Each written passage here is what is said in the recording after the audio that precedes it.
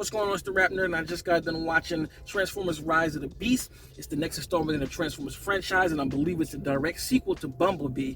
I will say that I didn't watch Bumblebee, but watching Rise of the Beast, I didn't see any really big connective tissue that didn't make this story make sense. So you can go into this movie without seeing Bumblebee, and I think you'll be fine. So like I said, Bumblebee took place in the 80s, and we're jumping to 94, and we are in New York, and it follows Anthony Ramos' character, who was an ex-military. I forgot what his exact title, but he's ex-military and he's trying to find a job, and he's having hard times. He's from Brooklyn, and you know how it goes. Somehow he stumbles across the Transformers, and this save the world battle ensues, and we get some of the beasts from Beast Wars in there. That was a cool show I used to watch back in the 90s going to school, and it's the basis for all of these movies. If you've seen one Transformers film, you've seen this one. Let me move this up a little bit. It just keeps going down. But if you've seen one Transformers movie, you've seen them all. Like, to me, this is not that much different than all of the previous movies that come before it. I pretty much haven't seen a Transformers movie since the last one Shia LaBeouf did. I watched a little bit of the one with Mark Wahlberg, the first one, but I cut it off like maybe halfway through, but just because I wasn't really like, I don't know, it didn't really do much for me. So I don't know what happened between those movies, but again, if you've seen one, you've seen them all. Optimus Prime does this thing. It was cool seeing the Beast, at play. I will say the action was handled pretty well in this movie. And again, I haven't seen any of the Transformers films in a minute, so I don't know. This could be in line with what they do, but it felt fresh to me since I haven't seen many of them. But the action was handled really well with all the fights. Of course, the characterization is what it is. Like, again, if you've seen one movie, you've seen the rest of them. I feel like Transformers has kind of gone through its like Fast and the Furious type thing, where there are little differences here and there, but ultimately you're getting the same thing. I did like the third act quite a bit. There was this one moment when a character jumps out of a plane that made me like hop out of my seat like, ooh, because the way they use the music here works. And honestly, the way the hip-hop is used in this movie, period, I think works well. And I was happy to see, again, this thing keeps coming down, I don't know why it's doing that, but I'm happy to see a movie use hip-hop in a way it's supposed to be done, and not ridiculous adding a score to it. I think hip-hop is aggressive enough to where you can just let the song play as it is with an action scene, and it's gonna work. So I found that to be cool, and I enjoyed it myself, honestly, because I'm a sucker for New York, man. I just love New York. If you've seen anything that I review having to do with New York, I've said the same thing. Like, I just love that city so much. So it worked out here for me. You really get the vibe of New York in like the first 20-30 minutes as they're kind of building the characters and you're getting to know all of the characters. So they did a good job with that of capturing the feel of New York City. I really, really enjoyed that. And as I've said, you've seen one, you've seen them all. Yeah, visual effects look great. And again, like I said, the third act was pretty dope. They did something a little different that I don't think I've ever seen them do in these movies, and it made sense for how they did it with Anthony Ramos' character being an ex-military guy. It's kind of like, how are you able to do this? One thing that's weird to me, man, and I gotta say, I'll take the hater hat this time. I don't give a shit. But what is Hollywood's obsession with Pete Davidson?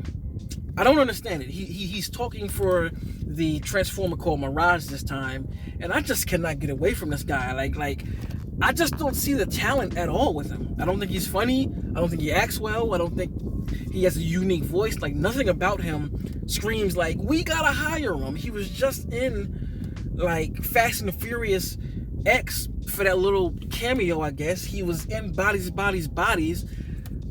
I don't get it. I've tried to give the guy a chance, and I just don't see the talent that everyone else sees here. And he kind of just made the movie a little annoying for me because he's in the movie a lot. So, because he's, I guess, excuse me, Anthony's version of Bumblebee, who he deals with Mirage directly.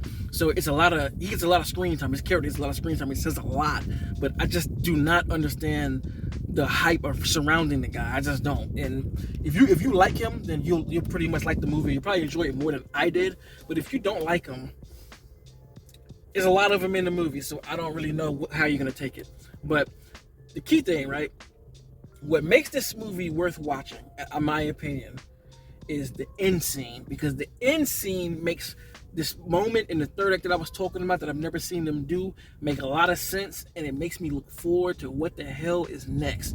Like the whole movie, I was just kind of like, oh, this is cool, it's cool. Oh, dope shot, dope sequence, cool. But holy shit, the very end, what they do, I gotta see what's happening next. And that's gonna be like, that takes my mind places like, holy shit, did they really do this? This motherfucker almost hit me. But anyway, that ending scene is worth going to see the film because it's gonna be a nice payoff to what you just saw. So it's pretty much all I can say about this movie. You know, I didn't hate it. I actually, it was enjoyable. You know, it's a popcorn flick as usual. The same beats that any other movie make, the same beats that all the other movies make. This one does it too. Literally, it's no change. Oh, one thing I do like is Optimus, right? Because this movie takes place after Bumblebee, like I said, where the Autobots, you know, escape their planet, right? So they're new to Earth, and it's cool seeing a different Optimus Prime not be the hopeful, wanting to save humans as we've seen him in all the rest of the movies. Here, he's kind of like an asshole. He's like, man, I don't give a shit about these humans. All we need to worry about is getting back to our own planet, finding this thing so that we can get home. I don't care about none of these humans. So to see him in that role was a bit different, and was cool to see how he ended up getting swayed that way to be like, okay, I do care about humans. So that part was cool.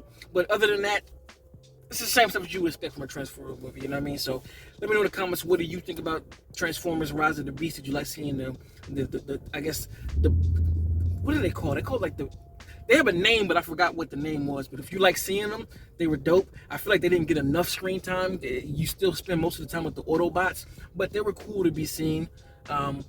Did you enjoy it? Was it your favorite of thus far, or where would you rank them?